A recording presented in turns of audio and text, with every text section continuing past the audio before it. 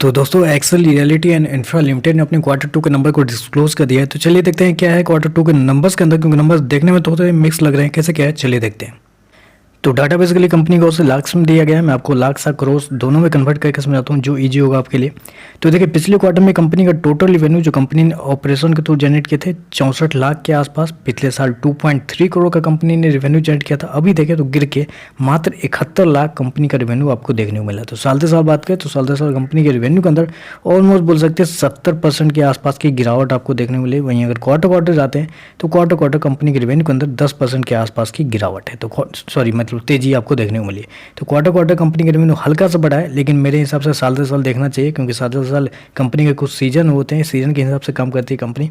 तो साल से साल देखें तो साल से साल 70% की बड़ी गिरावट आपको देखने को मिल रही है। खर्चे की बात कर लेते हैं तो देखिए पिछले क्वार्टर में कंपनी के खर्चे अप्रोक्सीमेट बोल सकते हैं 98 लाख के आसपास। पिछले साल 2.6 करोड़। अभी देखें तो कंपनी खर्चे 1.1 करोड़ के आसपास है। मतलब आप समझ ही गए होंगे कि कंपनी ने जितना मतलब अपने जितना रेवेन्यू नहीं जनरेट किया है उससे ज़्यादा कंपनी ने खर्चे कर दिए। चलिए कंपनी का नेट प्रॉफिट क्या निकल कर आता है वो देख लेते हैं। तो देखिए पिछले क्वार्टर की बात करें तो पिछले क्वार्टर में कंपनी का प्रॉफिट अप्रोक्सीमेटली 16 लाख के आसपास था। कंपनी पिछले साल लॉस में थी, 38 लाख के लॉस में थी। अभी देखें तो कंपनी का प्रॉफिट जो है वो अप्रोक्सीमेटली 21.5 लाख के आसपास आपको देखने को मिले। तो अब यहाँ पे आप हैरान हो गए होंगे कि कंपनी का जो प्रॉफिट है वो प्रॉफिट में कैसे आ गई कंपनी। तो देखिए बेसिकली क्या हुआ था पिछले साल, मैं आपको बताता हूँ।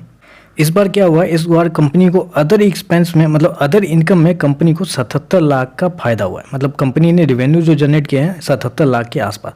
मैं आपको बताना चाहूँगा जो अदर एक्सपेंस जो होता है उसमें कंपनी का जो एक्सपेंस जो होता है वो एक्सपेंस होता है जीरो। मतलब कि अगर आप अदर एक्सपेंस में कुछ भी आप कहीं से पैसा जनरेट कर रहे हैं, इसका मतलब वहाँ होता है कि वहाँ पे खर्चे कंपनी करती ही नहीं है। अदर एक्सपेंस में कंपनी को कुछ रेवेन्यू जनरेट हो जाता है। वही यहाँ पे देखने को मिला है इस क्वार्टर। अब पिछले क्वार्टर में भी कंपनी अदर एक्सपेंस के थ्रू पैसा जनरेट कर रही है, और बाकी का जो कंपनी का जो मेन बिजनेस है वो तो स्ट्रगल करता हुआ आपको देखने को मिल ही रहा है। तो उस वजह से कंपनी का जो ये जो प्रॉफिट है वो आपको देखने को मिला है। अगर कंपनी अदर इनकम में इस बार पैसे जनरेट नहीं करती, रेवेन्यू जनरेट नहीं करती, तो इस बार भी कंपनी आपको घाटे में जाती हुई आपको देखने को मिल सकती है। ईपीएस की बात कर लेते हैं तो देखिए पिछले क्वार्टर में कंपनी का ईपीएस 1 पैसे का था, अभी भी 1 पैसे का है। अब पिछले साल देखें तो माइनस का 1 पैसे का आपको देखने को मिला है। तो ओवरऑल देखें तो कुछ खास नंबर तो मुझे नहीं लग रहे हैं।